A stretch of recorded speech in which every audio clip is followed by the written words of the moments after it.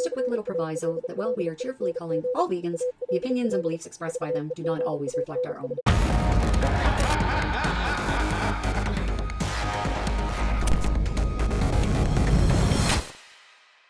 Hi, and welcome to Calling All Vegans.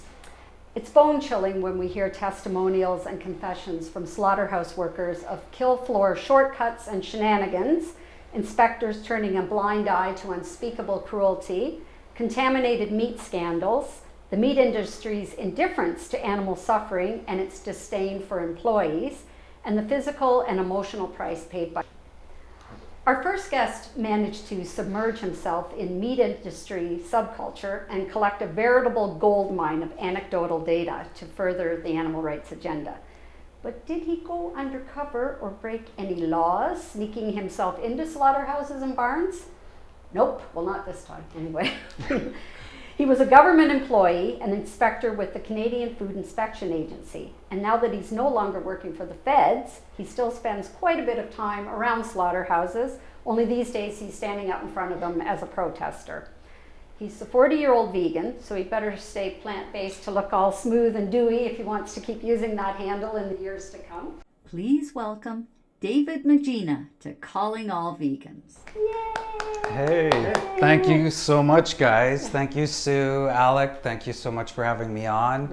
I kind of caught wind of you guys a long time ago. I know you've done some really great interviews with people like Earthling Ed, and it just like it's like it's that vegan couple, and it's just like wow, like these are really big, prominent names in the animal rights movement. So I'm truly.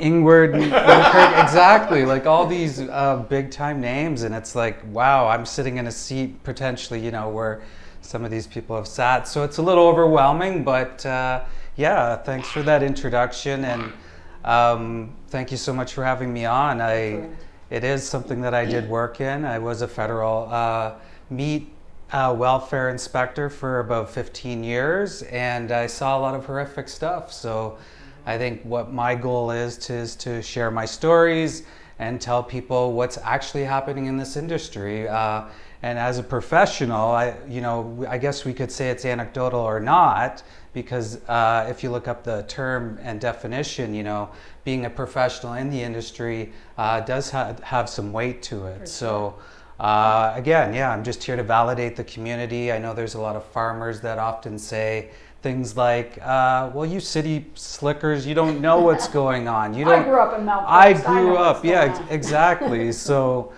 people don't really know what's going on in their food system, and vegans, animal rights activists alike are just trying to showcase just that, and hopefully I can help share that story. I think that's good. Okay. So am I going to get in trouble, or you're going to sue me if I start calling myself the 55-year-old vegan? Is that going to be a problem? I don't know. Like, we'll see. I don't want to give away my cards, you know? That's right. Hold them close to your chest. I could get really rich and famous, and then, Well, plus, like, if you look to see if that name is actually available, it might not be. There you go. Now, it is so great that we have you on our side. Like you said, it does lend the animal rights movement a lot of credibility. But I do imagine it's tough to dredge up some of these feelings and memories, and I don't know if you find it triggering, therapeutic, or maybe both. But in being here, you obviously agree it's worth the sacrifice, and that animals being raised for food go through absolute horrors day in and day out. I will leave this question very open-ended and just let you tell the twisting tale of how a slaughterhouse inspector became an animal activist. Okay, yeah. So, like everything you said, it's very true. Like, it is somewhat therapeutic for me to be out here and speaking the truth of the industry, what happens in the industry.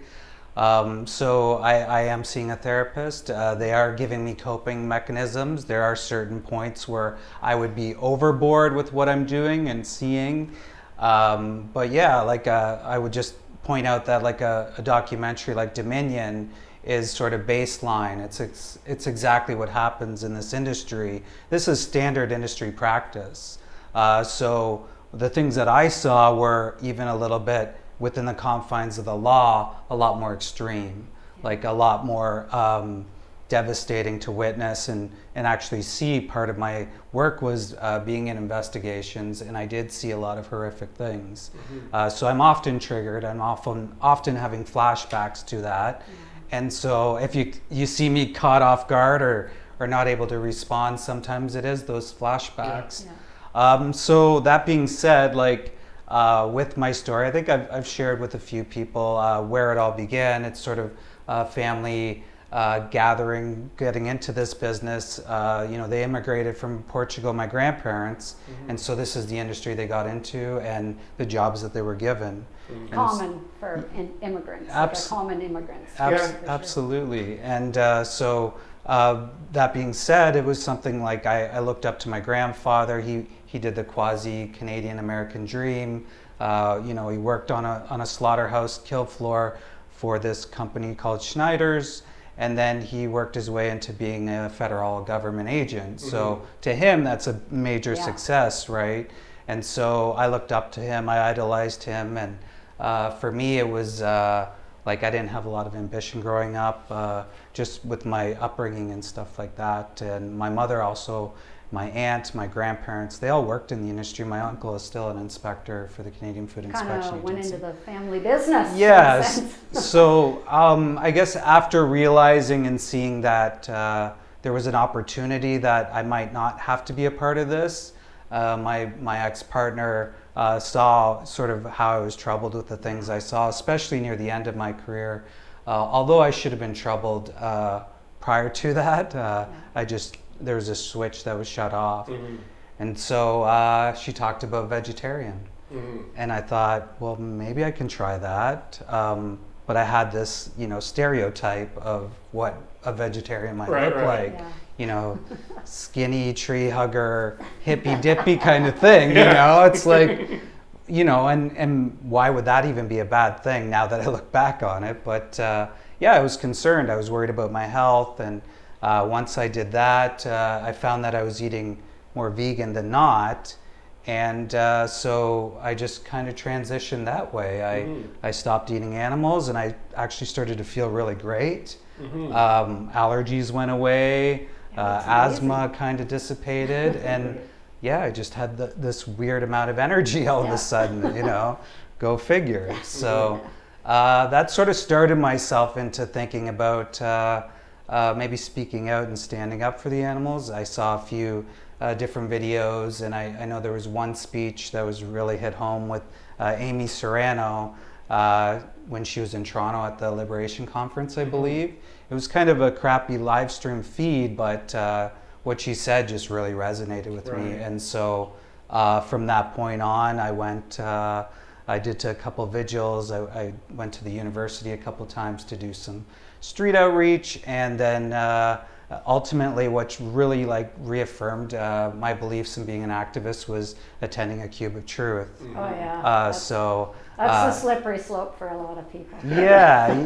So I went, and it was just I met my family. I met my team of people that were going to carry me through. Cool. So it's been no looking back since. So you were kind of, I did watch a couple of your interviews, and you were kind of like openly fanboying over Amy Serrano. Did you get your hug? Actually, it was funny. I was kind of like, oh, is Amy going to watch this? No.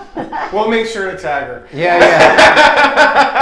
So we were doing this pre-meeting for Meet the Victims, and I looked over, and I was trying to find a reason to go over to bug Jen.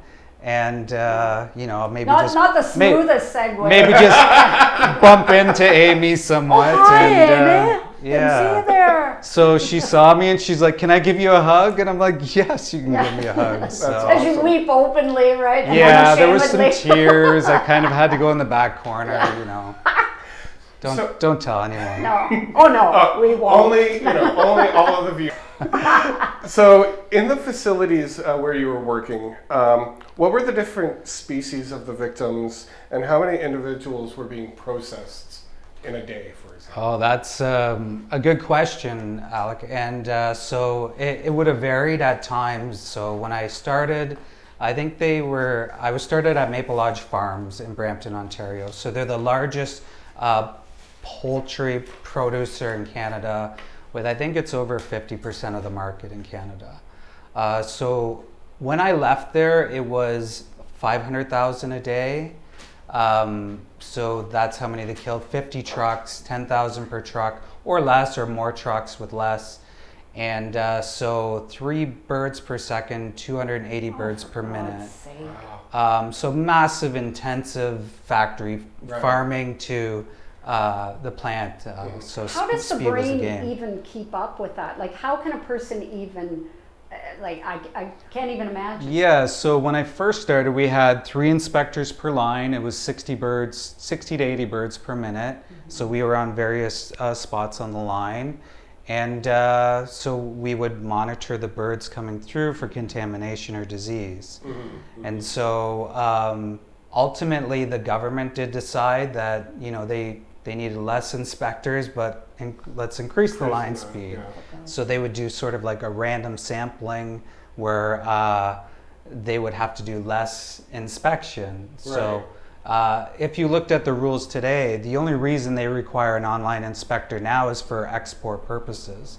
The importing country requires that as a requirement. I'm not sure whatever reason why, but in Canada, we don't need to have an online inspector for chickens. That being said, this job has been off-put to the company employee who's having to look at 3 birds per second. How do your mind couldn't process that? So what you're saying is at this point that is completely self-regulated. There isn't a federal. There are so there are federal inspectors there, but their role is to monitor different aspects of the lines. Gotcha.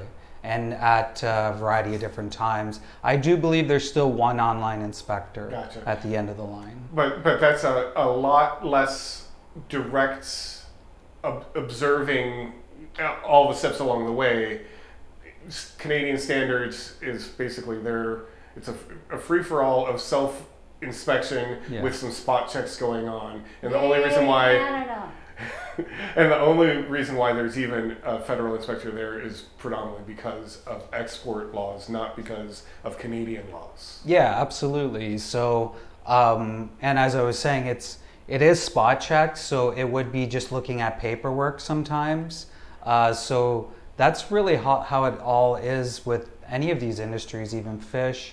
If you look at the way they look at situations, I think that's actually, if you can provide the right type of paperwork, an inspector won't even go in their establishments for years. I guess, so back to some of the other species that I had witnessed. So I did do some training with pigs and cows. So so the training with pigs was part of the animal transportation program for inspectors that were like myself monitoring that. So so I would go to it's called Conestoga Meats in Breslau, Ontario, and that's where I witnessed sort of the whole process there. And so you said in that aspect you were tracking the transportation element of that? Yeah. And so for Ontario, for example, what kind of time and distance can those individuals be transported without any heat,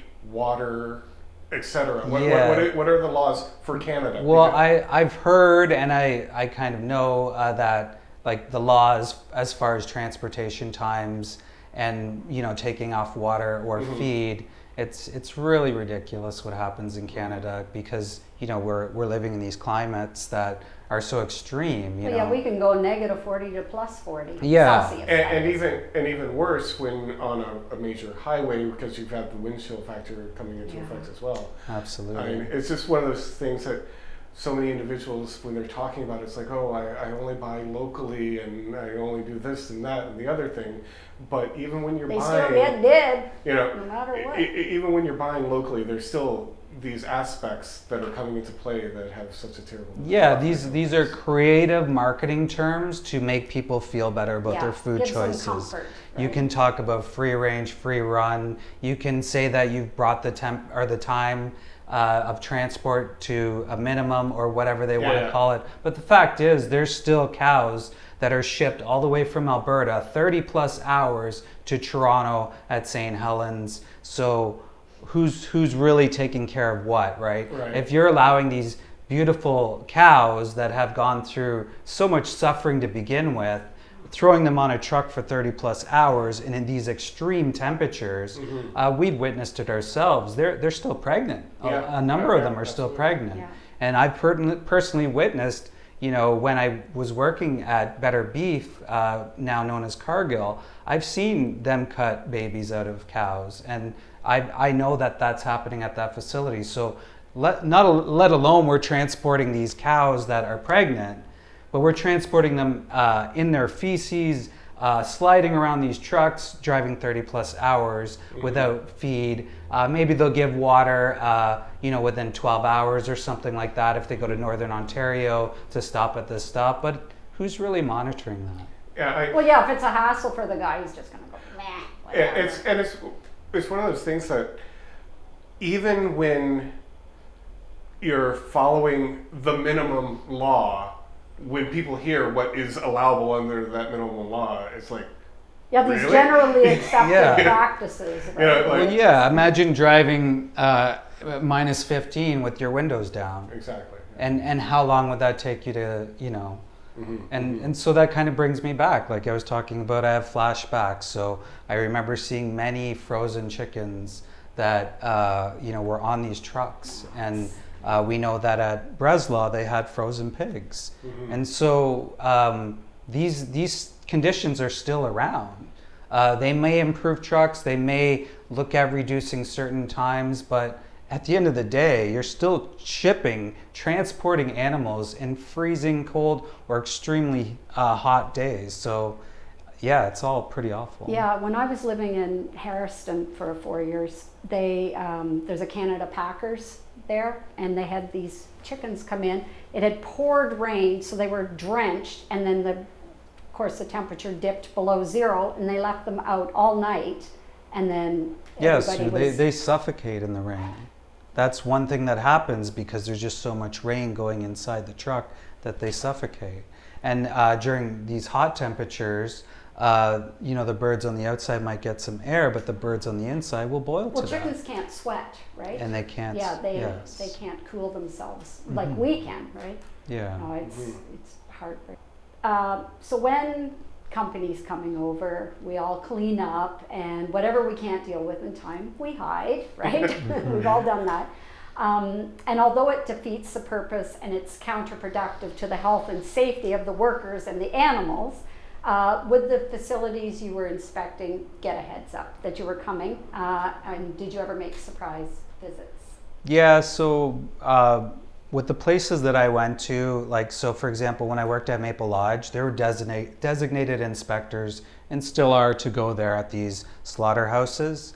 Some of the smaller ones will have inspectors go randomly at random times, but almost certainly, yes, there are announced audits, there are announced times when you come in. So the processing plants that I went to generally knew that the inspector was coming at any kind of given time. So yeah, you would have an opportunity to sort of do spot checks, but if they knew you were coming in that week or that day, Everyone's on their best behavior. everyone's on their best behavior. And even on those times, like I've found a lot of things that are, Deficiencies. well, yeah, the non-compliances, they Right. would call them, and oftentimes, like you would try to follow up with it, and like I just flashed back to one of the last plants that I worked at. You know, I saw so many things that were wrong, so many things that were not right. I reported it, and I think that's the sentiment. Like as inspectors, like I don't think, you know, there was generally people that didn't want things to happen in the so-called welfarist right way. Right. I just think it was sort of defeating when you would bring these situations up, Right. or you would do an investigation and you wouldn't hear anything about it. In 15 years, I went to court just 2 times, Right. and one of those times there was over 20,000 birds that were dead on multiple trucks, and there was men standing on these dead birds, hanging birds on the line, not knowing whether they're alive or not, throwing them down a chute, not knowing whether they're alive or not, and nobody got charged. The transporter, they couldn't tell if it was their fault. The farmer, they didn't Everyone know if it was passes their it off. fault. And the process. It's safe to say that if you're finding these types of violations and deficiencies when they have a heads up, it's pretty safe to say that it's probably at least where that is or worse in most cases when they're not being observed. Yeah, That would be a safe assumption. I would say, and we look at where the dollars are Human going. nature there for you, right? Yeah, we look at where the dollars are going, and we look at maybe potentially all the extra hurdles that people might have to do, or the work that they might actually have to do. And if you don't have to do it, why would you? And so if this industry is self-regulating, like the way it's going, then where's the incentive to change? Canary, huh? Yeah, it's kind of similar to farmers who they invite the public to come and tour their barns, right? But then they no likey when we take them up on their offer in the middle of the night and show ourselves around, right? Not that we would ever do that. No. But No, I've never done that. So while you were working in this industry, did you ever have protesters show up and kind of protesting as you're trying to walk in or walk out of facilities? To be honest, I wish. That never happened, never once. And had I known, or maybe saw somebody with a sign, maybe I would have thought about it a little bit, Right. So I do appreciate that people do go bear witness and give some at least a little bit of kindness to these wonderful beings that don't need to. We often see slaughterhouse workers as the enemy. Are many of them also the forgotten victims of the meat industry, just kind of everyday people who are numbing themselves to the horrors just to make it through their shift? Or they're simply psychopaths? Yeah, so I'm sure Maybe you a could bit of probably both. have some, but I would say the majority of the people that I met are kind, thoughtful people that are just trying to provide for their needs. I often tell a story of this one person I knew, and there's a number of people that I know that are still working in the industry, still working at the plants that I worked at, and they do reach out, they do like my stories, they do like my posts, they say I'm doing a good job, and they're torn because this is the job they know, they might not have the educational level, the language skills, so they can't necessarily do much about their situation, and it's too bad that's the case. But like Maria, for example, she had carpal tunnel in both wrists and a shoulder issue, and she was there every day, and she couldn't take time off work, or she couldn't apply for disability, and maybe if she did, there's going to be hurdles with that. So they so badly want to be selfless and give their families a better life. I exactly, suppose. right? So a lot of people don't know, like the majority of the people that I worked with were ladies, providing for their families. And from what I gather, can you confirm this? It seems like there's a disproportionately high number of individuals that are recent migrants and or people that are here on foreign worker status, like we're taking advantage of those individuals because they don't have other options. Is that accurate? Yeah, and that's 100% accurate, Alec. And also that they are taking advantage of that, and the majority of workers that I worked with are people that definitely are marginalized workers. They're people that have come from different situations, and nobody wants to. Has anybody ever grown up and wanted to be a slaughterhouse worker? No. And these people don't Maybe want to Ted do this Bundy job. Or somebody, Yeah, but there's an issue with like how these people are going into these communities, because that's all they're being told about. Then everybody else is working in this community, so they think they have to be a part of this industry. So yeah, it definitely does pick on new immigrants, new workers, people that are new to the country, which it's pretty awful. Well, it's hard enough to get yourself out of a rut when you have everything going for you, let alone have every odds stacked against you, right? It's, if you don't even want to see this footage, how do you feel about the people that actually have to do this work? Yeah. Right? It's often yes. So people are often looking at their own choices, their own traditions, their own values, and they don't want to take personal responsibility. And if it's not good enough for your eyes, then how can it be good enough for your mouth? Let alone having someone who's in a really crappy situation, coming from a probably a horrible situation. Some of the people I talked to that I worked with that were even inspectors, they came from war-torn countries, and so like this is the only job they were given, the community that they were given, so they don't have much of a choice. No worries. So slaughterhouse and factory farm workers are part of a morally bankrupt system with a vested financial interest in treating sentient creatures, beings I should really say, as mere objects or raw materials. I've read that, we've all heard that violence towards animals manifests itself in these workers as PTSD, alcoholism, numbness and desensitization, domestic violence, callousness, sadism, imprisonment, even suicide. Yeah. Are you able to comment on that? You're nodding, so I must. Well, yeah, I mean, all the above. Like if you look at studies, if you look at, it's a simple Google search, you can find that people are definitely suffering from trauma. I know I suffer from myself. Maybe one point I'll bring up is like, I remember it was a few years ago, I actually ended up having a really bad night terror. I do often get them.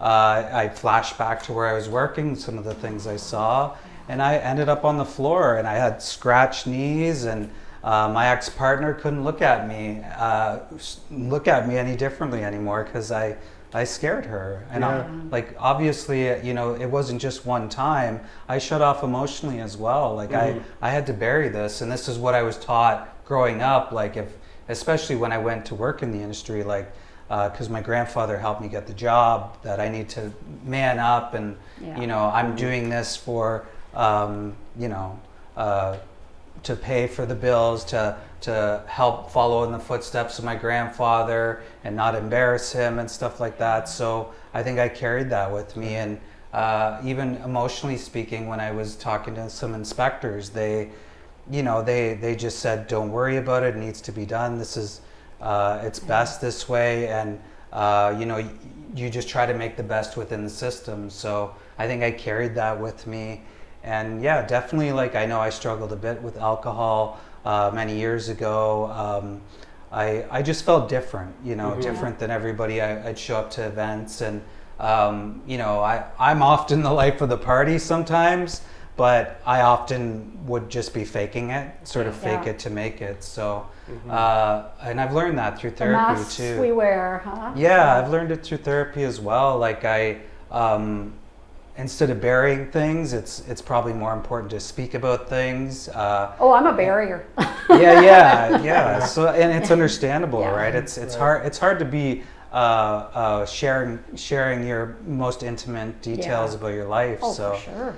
yeah, all the above there. I just it saddens me because I know that like maybe I'm one of the lucky ones, that maybe I have the benefit of seeking therapy, having great people around me, having a community, but I can't imagine what some people are going through. Yeah, they just have to cope any way they can just to get through. Absolutely. So we kind of touched on this a little bit earlier about the speed and number constantly increasing, and you mentioned, was it Maria, who had injuries in her wrists and her shoulders, etc. Is that a common thing just because they are treating the individuals working there basically like machines, cogs in a wheel? Yeah, they definitely are machines. So if you look at workplace injuries, by far and above, the most workplace injuries happen in these slaughterhouses, these processing lines. So they're definitely used as machines. Not only do we subjugate these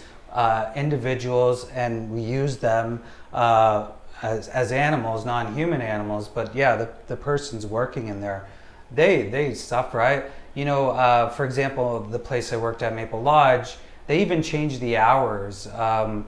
So they used to work from 6 all the way up till, I think it was like 8 o'clock or something like that. But because they wanted to save on hydro, they decided to move the hours to 4 a.m. So if you can imagine, these families are seeking babysitters, you know, picking their kids literally up at 2 o'clock in the morning, 2:30 in the morning, bringing them to a babysitter just so they can get to work, falling asleep on the line. I can't tell you how many people I saw sleeping on the line, and you just felt for them. You know, it's they're so exploited. It's a human rights abuse to me. It's a human rights injustice to me. Well, they're commodified and devalued just like the animals Yeah. who are whizzing by them on the line, right? And Yeah. forgive me, because I know that this question might be a little tough to have to discuss, and individuals might find it a little bit disturbing to hear, but can you describe for us a little bit about the sounds, the smells, the visuals? What was that experience like? Yeah, So it's great that you bring that up because it's often something I don't talk about enough, and I think because it's hard for me to because I'll have flashbacks as well, but also I feel bad for somebody taking that in, hearing that. It's really hard to express how the smell was because you're essentially walking into a death field. Right. You're walking into blood, innards, everything like that, and compiled with their debris, they called it, but it was their feces and urine. And so, it would sink into your body. You'd go home and shower and it would still be coming outside of your pores. Right. So it's not only just the smell, it's the fact that it went inside your soul. Literally permeates you. Literally permeates. And spiritually permeates. Absolutely, yeah. So if you're looking at it from a spiritual realm, violence, you're intaking that violence. Yeah. So that has to translate or make the world a worse off place, obviously. Yeah. So the smells, the sounds, definitely. Even with the chickens, you would hear their chirps. You would hear them in the barns, and you knew what their fate was going to be. And it's something I flash back and I see their eyes, and I hear them, and the barns, how filthy they were, the live receiving, how disgusting it was. You'd have feces and debris all over you, and there's people that have to do this they're hanging up chickens. Sometimes their limbs are ripping off, and they're spraying their everything all over them. Right. So how do we allow that to happen to any individual, to have to forcefully do that every day, let alone? So I mean, from my experience of bearing witness, just the smells coming from the road, right? You can smell those things even when you're over at St. Clair heading over towards the slaughterhouses there, and it just gets worse as you get to the road. I can only imagine. By things you mean the smells. Not the birds. Yeah. So you open that door, it hits you. It's a slap in the face. Right. You certainly can smell it. Yeah. From the road, I can only imagine it's even worse inside. And the same way of as a young child, one of my early jobs was working in a fast food place and having that smell permeate into me, where no matter how many showers you take, you still smell like a restaurant. I can only assume it's got to be tenfold worse when it's raw slaughter and fecal matter. It's with you. It stays with you, and I guess that's probably one of the biggest thing I learned about being vegan is once that was out of my system, I never felt so light in my entire life. It was as if I cleansed myself of that. Not that I could ever cleanse myself of it, but in a sense I did. I was just thinking about some of the noises, and you had mentioned, if you were to go to, say, a place like Fearman Slaughterhouse or Conestoga Meats, you can hear them screaming. And so I've also, I've been to a sanctuary with many pigs, and you do not hear them scream. And even if they're having a little battle with each other, they don't scream like they do in slaughterhouses. And when I witnessed, them actually going into a gas chamber, that sound will be with me forever, And nobody should have to hear that. Nobody should have to be subjugated to that. The animals, the humans, nobody should be a part of that. It's ridiculous to think that we are sold this lie that we need to consume animals when we're all vegan here. There's 80 plus million, maybe more vegans in the planet, and we have alternatives. So what are we waiting? Question on this. Do you happen to know if residency rules in towns are ever relaxed in certain areas, like to allow for refugees, for example, more than likely with PTSD or something, to work on the kill when they're working. Well, yeah, if you were to go to London leading up to them hiring people, I mean, you saw it in the papers, you saw it like the mass, advertising that went on to get people to work there. And definitely, I know there's probably some lax whatever oversight or insight you want to say to the Foreign Temporary Workers Program. As far as I know, even on those documents, like they'll talk about people coming from different countries that you can't work in, say, a strip club, for example, or you can't work in some certain environments that could lead you to doing some sort of organized crime. But yet, that is one thing that's not on the list, is working in a slaughterhouse. That's got to change. It's kind of ironic when we talked about greenwashing a bit earlier, but when on one hand they're promoting in a place like the new superplant in London there, oh, we're going to be bringing this many jobs to the community, yeah. Right? But at the same, like simultaneously, people don't want these jobs, so yeah. we have to, make it easier for other people to come in to do these jobs. It's like, we want to get all these jobs here, but the people don't want to do those jobs. Yeah. And now in turn, we're creating another situation to bring people in that are willing to do those jobs. It's like mixed messaging. It really is. And if you look at the subsidies these companies get. So, Toronto used to be called Hogtown because they had Maple Leaf there. I'm not sure if they were under that name at the time, but they got subsidies, and then they decided to move to Hamilton. And so they would offer all the workers like minimum wage, even if they had been working there for years, they had benefits, all of this. They would say, no, you can come work with us here. We'll give you minimum wage. We can't give you benefits anymore, but at least we'll give you a job.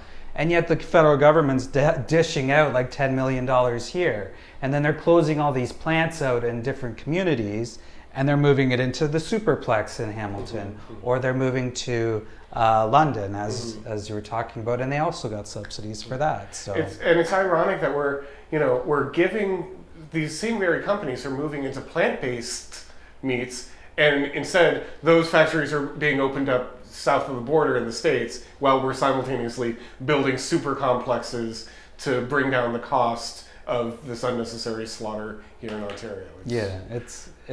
It's mind-boggling, really, right? And with everything that we know the government is putting some subsidies into plants, but it's not anywhere near enough. Mm-hmm. And why are we giving subsidies to these industries or these companies that have billion-dollar portfolios? Do they really need that? Right. Yeah, we kind of talked a little bit about the common practices, and people think that there's a certain level of decorum that happens with that. Can you touch on some things that are considered completely legitimate common practices in this industry that most individuals would find appalling? Yeah, I mean, to me, it's very simple. If people were to watch a documentary called Dominion or Earthlings, these show standard industry practices. There are 5-month-old baby pigs that get put into CO2 gas chambers. Their membranes burn, they scream, they try to bite off their limbs.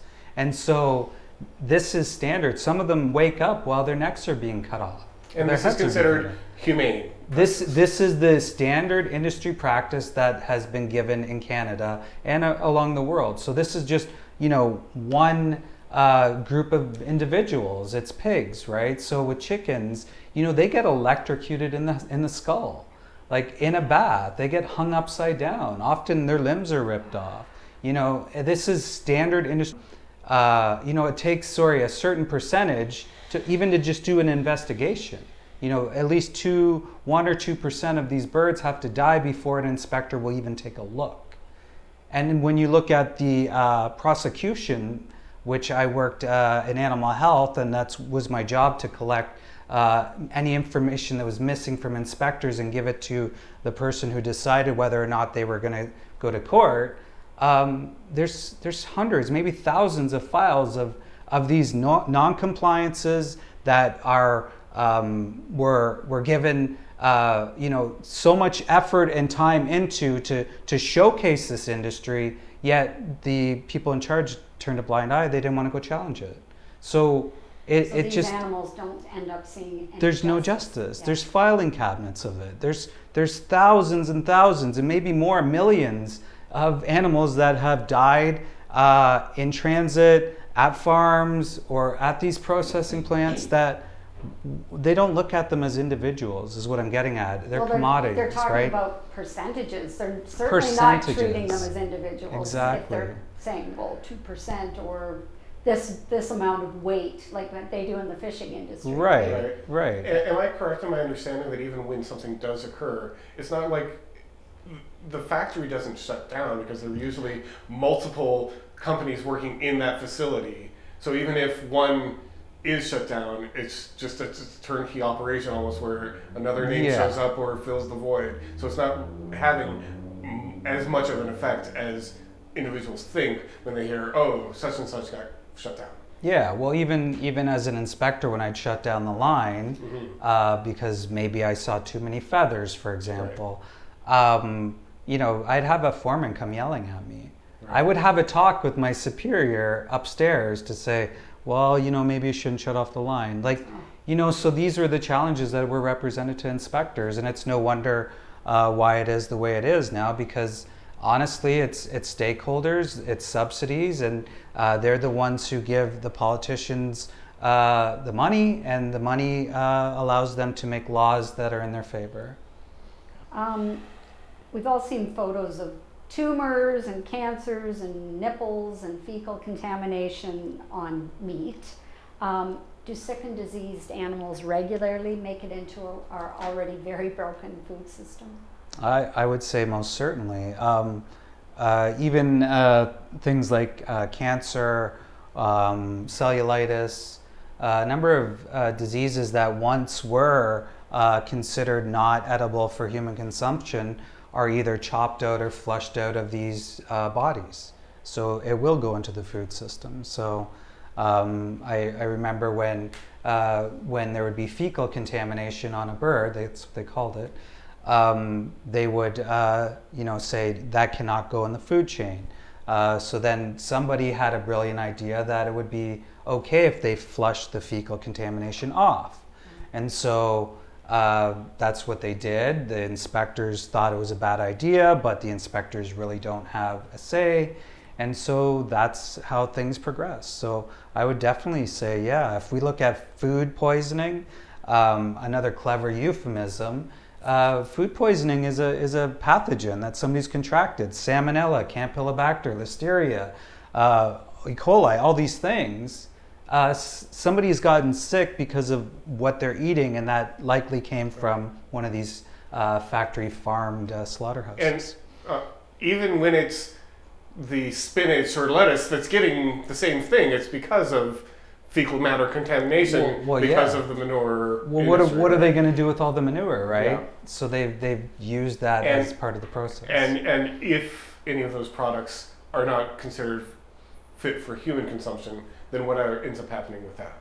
Yeah, so that would then go to the animals. So then it goes into animal dog food, feed, cat food, animal feed. Yeah. So well, they find somewhere to put it. Well, yeah. They lose that money. Right. Absolutely. So there's been a lot of talk of things like CCTV in slaughterhouses.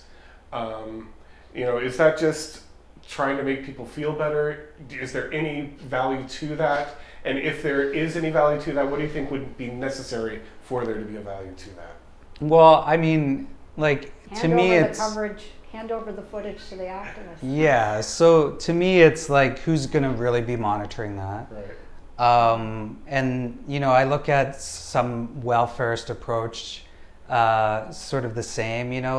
We can look at this and maybe we'll catch something on a TV who's going to spend countless hours watching that. Obviously, it's not the general public that's going to be watching that. Is it going to be one inspector falling asleep, watching the same thing over and over?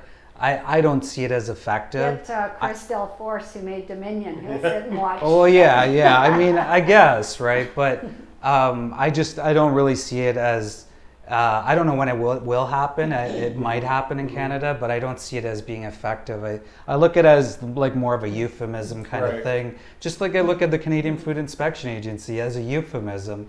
These things are here just to make people feel better about their food choices. Yeah. Right. You know?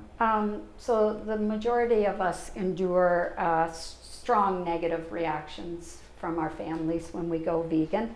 I was lucky because my parents were used to me advocating for animals my whole life, and I always went against the grain anyway, so they were just like, oh, well, whatever. So what was your family's reaction to you going vegan and then becoming an activist? Like, did they feel any sense of being betrayed or anything like that? Well, that's a good question considering recent events, but yeah, so I would say, you know, with my mother, she's worked in the industry. She's actually had to do the killing, and she's very affected.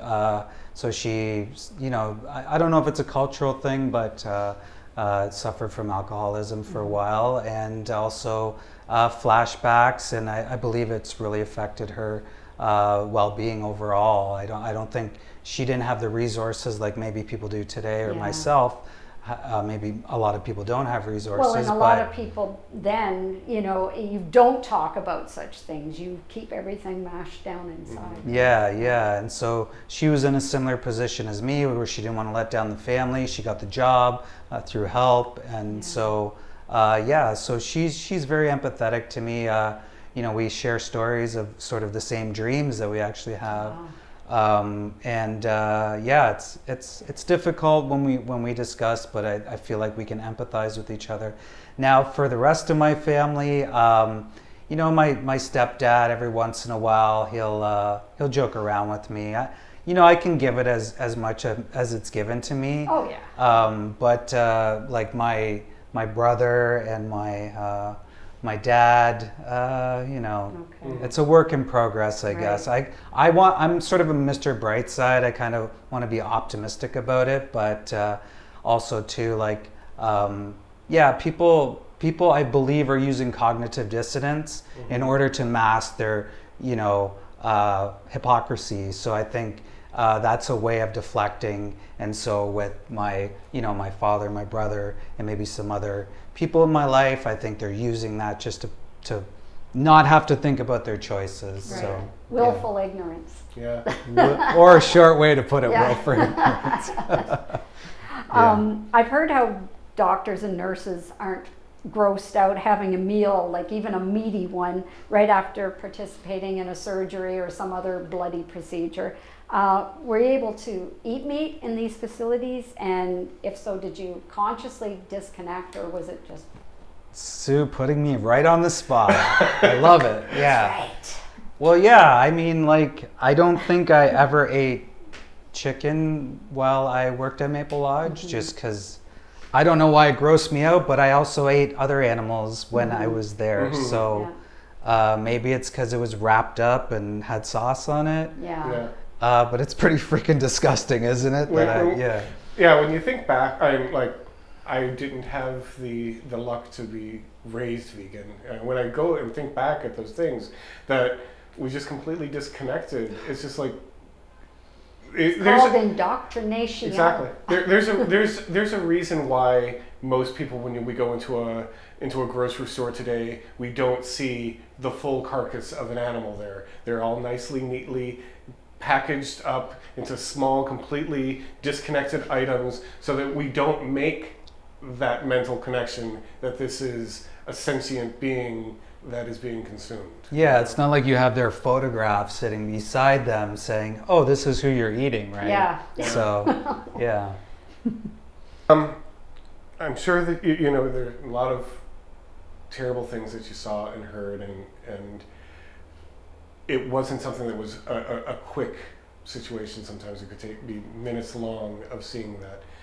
Is that something that still haunts you to this day? Yeah, absolutely. Like, as you were saying that, I was flashback to, many times where I was collecting bodies and putting them into garbage bags to bring them to the necropsy area for the vet to cut them open. And I remember challenging my supervisor to say, why do I have to be there to dictate what he's saying? because I didn't want to be there to witness them cutting open the bodies. So definitely, yeah, I definitely will never lose that. It's just how I frame it, and if I can talk about it and maybe visualize it in a different way, whereas maybe this was meant to happen for me to witness this, and maybe I can share my story with people. So is there a prevalence in the industry of zoonotic diseases jumping to humans? yeah, so like if you look today, actually, if you do a quick Google search, there are people that have avian influenza. There are people who have died due to swine flu. If we look at mad cow, we look at all these zoonotic diseases and the risk factors that factory farming possesses. We can talk about how we feel today about what's going on, but I worked in 2014. I was a quartermaster in Woodstock, Ontario, when we had an outbreak of avian influenza, and the sentiment, or like the feeling that everybody showed, was that everyone was scared. We were all scared. If that contracts to you and it contracts to another human, you could look at a death rate of 10, 20, 30, 40%. You don't know, yeah, right? like H5N1, it's up to 60% or something like that. It's it's very scary, and the stories I heard, like they actually shut down regional roads, and if people don't know what those are here, like they're just these massive roads and all these farmed areas. They shut them down, and the police were there, and you would walk in with basically hazmat suits in order to get into these places, and there'd be maggots, rats, and these birds were dying right away with respiratory failure, just like on the spot in front of people. So and people only worried about humans, though, right? Right. They don't think of that aspect of it, and like I said, it just takes one. And I remember listening to Dr. Greger in 2008 and witnessing it for myself, or maybe even talking to people that were in the barns. Like, it's a scary thing. Why would we want to risk that future and playing with this, especially given that they're building these massive CAFOs and in foreign countries that people don't even have the regulations or biosecurity type that we have here. Now, given biosecurity is, I think, a bit subjective and a little bit more worried about in some cases, as far as, like, say, if an activist were to go on a farm. There's never been a case where an activist has been proven to do anything like that. I look at them as more whistleblowers. But if you're looking at foreign countries and their biosecurity measures, like, people should be very concerned. Yeah. Well, there's money, taste buds, and tradition, right? Habits. That's what's keeping this thing going. We touched on things like zoonotic connections, but there's also other health-related issues directly connected to animal agricultural industry. Respiratory issues, repetitive motion issues, that sort of thing. Have you had any long-term effects? Obviously mental ones, but physical effects? Yeah, that's a great question. So I, within my first month, I believe, that I started there, I contracted what's called Campylobacter jejuni. So it's much like Could salmonella. you spell that, please? Campylo. Anyways, so I contracted. It's a pathogen. It's similar to salmonella, E. coli, listeria, you name it. And so I basically was going out both ends for 2 weeks, and so I was in the hospital. It was a pretty awful time. I had no idea what was happening, and people, the inspectors or whatever, were kind of joking around that everyone gets the shits or something like that. Right, yeah. But in fact, like, it could be much more severe. Actually, people who do contract pathogens, I believe there's a 15 to 20% reduced lifespan. So about a month after that, I started not feeling so well again, and I ended up developing a pulmonary embolism, so a blood clot in my lung. So I was feeling really hot. I fell down to the ground. I had a sharp pain, and I was off work for about a year and a half. I was getting injections in my stomach. I was getting needles every day, and I was on Coumadin. It's a blood thinner, and that's going from somebody who worked out, almost twice a day, who played hockey, was very fit and healthy, and it really shaped my life for a bunch of years, like in my 20s. Leaving aside the obvious abominable animal cruelty and the complete disregard for the workers, it's kind of appalling in itself that a government agency like the CFIA, set up to be kind of a consumer watchdog, I suppose, could be unsavory, complicit, and careless. Animal Ag and the CFIA seem to have sort of an incestuous...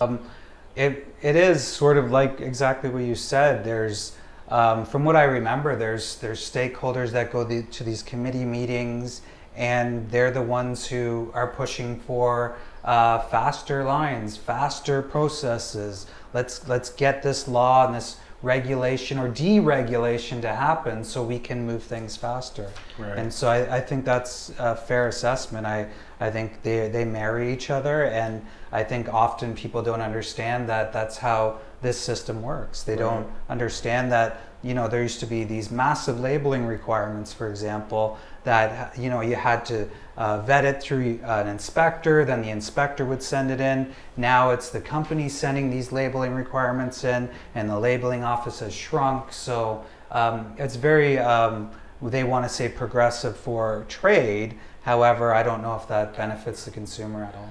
So I want to say they're cousins marrying each other. Yeah. So who is accountable for these terrible conditions in slaughterhouses and barns? Is it the consumer that's paying for it? Is it the industry that's replying to the consumer demand? Where does that hang in here? No, it's a great question, because we can point fingers in all directions. I think at the end of the day, I'm going to focus on the consumer, because we know governments can be complacent. We know that industry can go which way it wants, but it's up to the individual to make that choice not to buy animal products, not to put baby pigs in this situation, chickens, cows, turkeys, you name it. There's no way that we need to be purchasing these products and allowing animal rights abuses to happen, allowing human rights abuses to happen. So at the end of the day, it's the consumer, and I think that's what we're all here for, is to challenge the consumer on their old traditions and whatever. It's kind of like governments don't change because it's the right thing to do. Governments change because the people are saying it's time for us to change. Well, and companies only change because they follow the dough, right? And it's the same way. Companies don't start investing in plant-based protein because, let's do the right thing. They do it because the money's there, the consumers are buying these products. So if we want money to stop going in one direction and start going into another direction, it's got to be the consumer that's leading, sort of, right? Absolutely. And every day we make a choice, a few times a day, whether we want to purchase into something that's so horrific or something that's wonderful and plentiful. Some of us make that choice more times a day than we should. I need to make that choice less times per day. I'm choosing, a nice vegan meal because I want to make sure that continues to be an option for everyone. Maybe I'll have a fourth meal. That's okay. That's okay. It's a sacrifice that I'm willing to make. So even if people don't care about animal suffering and environmental devastation, and they don't believe that eating animals is harmful to their health, you'd think they'd be at least disgusted that they were consuming the hormones secreted by a terrified and stressed out animal, or that they're munching on fecal contamination or possibly a tumor. Yeah, absolutely. I don't get it. I don't get it either. Even if you don't care, don't you care about that? Your own overall health and what you could be consuming, even on a spiritual level, or not, even if you don't care about that. We look at antibiotics too. And the drugs that are put into these animals. This isn't. My question. Oh, you want me to hold up? Okay. No, I went past it because Alec went. Oh, that's good. Yeah. Because I was kind of peeking anyway. I was like, Yeah, no, so antibiotics, you look at antibiotics resistance, there's some estimates that people are going to suffer from that coming up in the upcoming years. The drugs that we don't really know what's going into our food system as well. There's not really many checks and balances. You have a vet that might just look at things. I've never seen a vet in my career anyway stop a line and say, well, this drug is no good or this drug's no good. These animals get sick. They're in barns, they're confined.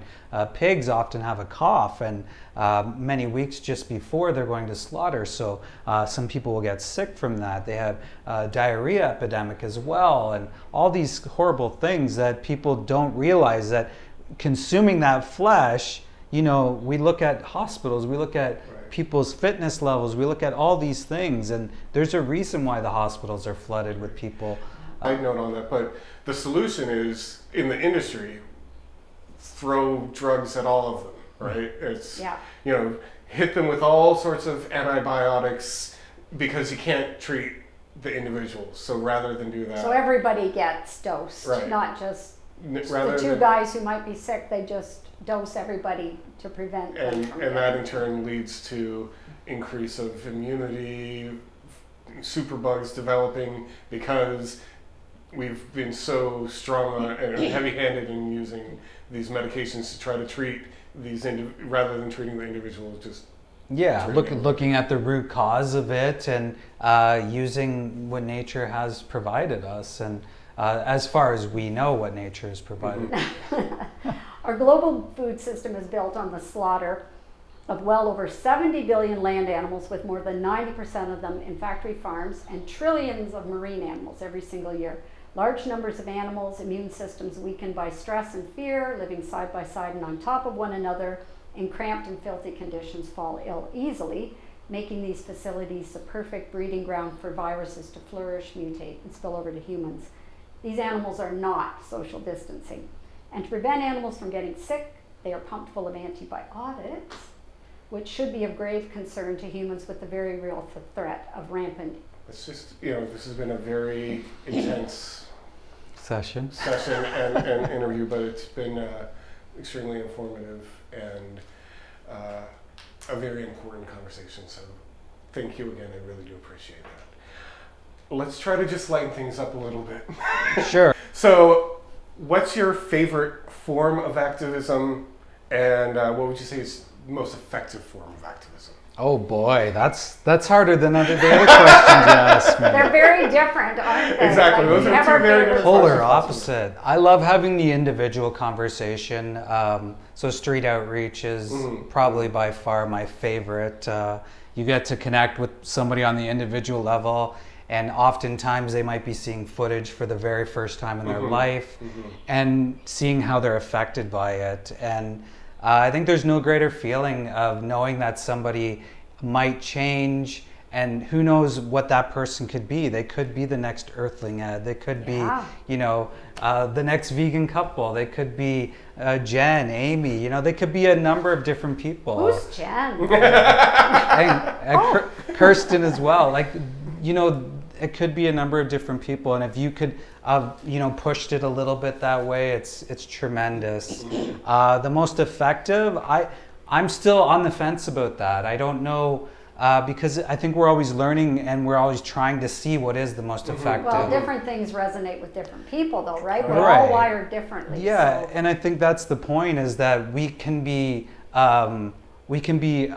in so many different facets of life. We could be, you know, making meals, we could be doing leafletting, we could be doing movies, we could be doing art, we could be doing all these different things, and that might capture somebody. Yeah, whereas somebody else, they're like, meh. Right. So you would almost say that rather than trying to be dogmatic and saying that this is the one way to do it, realizing that as we're all different types of individuals, reaching out to other types of different individuals, all sorts of different type of activism is going to be necessary to reach all those individuals. I think so. That's our pet peeve. That's something we're always everybody. So what's the best? What's not the best? It's hard to put some tangible to absolutely. that. Something tangible. So documentaries. we've mentioned a few that have come out. That you're not in. But I understand that you're going to be in some that are going to be released soon. Oh boy! Can you touch on? I know Jen knows. there's one that Shay is actually Shay the activist out in Montreal. She's been working on a documentary called They Call Us Criminals. So hopefully I made the cut on that. Yeah, she's great.